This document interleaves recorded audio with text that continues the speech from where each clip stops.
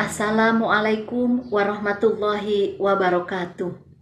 Alhamdulillah, assalatu wassalamu ala rasulillah wa ala alihi wa sahbihi wa mawalah. Asyhadu an la ilaha illallah wahdahu la syarikalah wa asyhadu anna Muhammadan abduhu wa rasuluh la nabiyya ba'dah. Pemirsa yang dirahmati oleh Allah, yang harus kita lakukan hari ini adalah mengucap syukur atas segala nikmat yang Allah berikan kepada kita.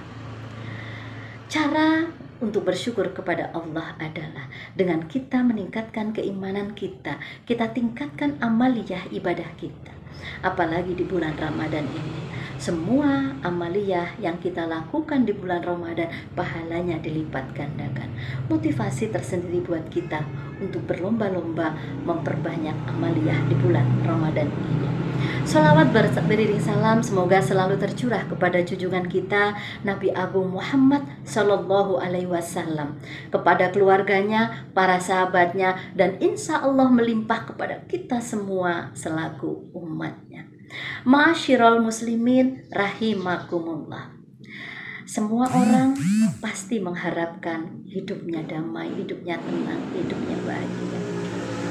Ada 4 sumber kebahagiaan, ada 4 sumber ketenangan hidup di dalam Al-Quran. Yang pertama adalah rumah, yang kedua adalah malam, yang ketiga adalah istri, dan yang keempat adalah berdoa. Rumah yang kita tempati adalah sumber ketenangan hidup buat penghuni rumahnya. Yang harus dilakukan adalah ciptakan bagaimana rumah bisa menjadi tempat tinggal yang nyaman untuk seisi rumahnya. Ciptakan bagaimana rumah bisa menjadi tempat yang menyenangkan buat seisi rumahnya. Dengan aktivitas di luar mungkin kita penat. Maka ketika kita kembali ke rumah, rasa nyaman, rasa tenang bisa kita nikmati kembali.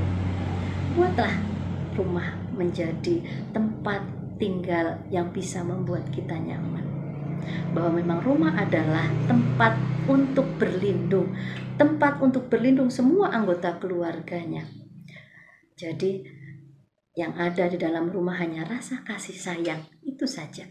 Yang kedua adalah malam, bahwa malam-malam yang kita lewati adalah sumber ketenangan hidup bagi kita.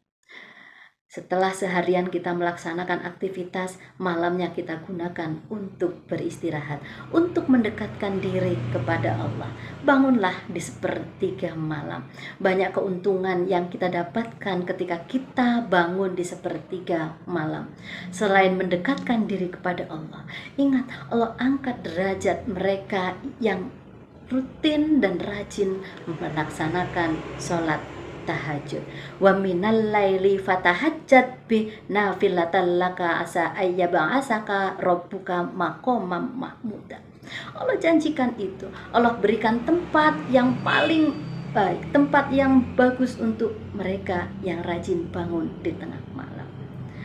Yang ketiga adalah istri. Istri, pasangan adalah sumber ketenangan hidup.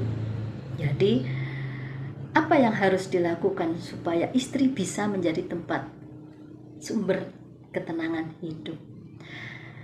Kalau bisa dikatakan bahwa suami adalah imam bagi istri, maka yang harus dilakukan oleh seorang imam adalah meluruskan. Ketika istri melakukan kesalahan, maka luruskanlah. Jangan dimarahin. Ketika istri melakukan kebaikan, maka dukunglah. Berikan motivasi yang lebih untuk bisa melakukan kebaikan. Kalau dalam bahasa muasyarah bil ma'ruf, perlakukanlah pasangan dengan cara yang baik. Perlakukanlah istrimu dengan cara yang baik.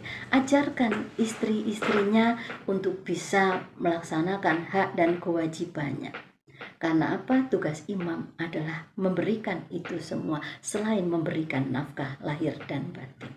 Lalu siapa yang bisa memberikan kebahagiaan kepada istri? Tentunya adalah suami. Kalau bisa dikatakan, apa sih suami? Semua uang adalah milik istri. Itu hanya banyolan. Yang keempat adalah doa. bahwa berdoa adalah salah satu cara mendekatkan diri kita kepada Allah. Dengan berdoa hati kita merasa nyaman. Dengan kita mendekatkan diri kepada Allah, maka hidup kita menjadi damai dan tenang. Berdoa itu dianjurkan oleh Allah. Jadi ud'uni astajib lakum. Ketika kita berdoa, insya Allah akan Allah kabulkan. Apalagi di bulan Ramadan ini, semua doa insya Allah dikabulkan. Jadi berdoalah, doa terbaik yang ada yang kita inginkan. Berdoa tidak untuk merubah takdir, tapi berdoa adalah bahwa kita menunjukkan bahwa kita itu butuh Allah. Itulah 4 hal yang menjadi sumber ketenangan dalam hidup kita. Mudah-mudahan bermanfaat. Kurang lebihnya mohon maaf. Akhirul qauli, assalamualaikum warahmatullahi wabarakatuh.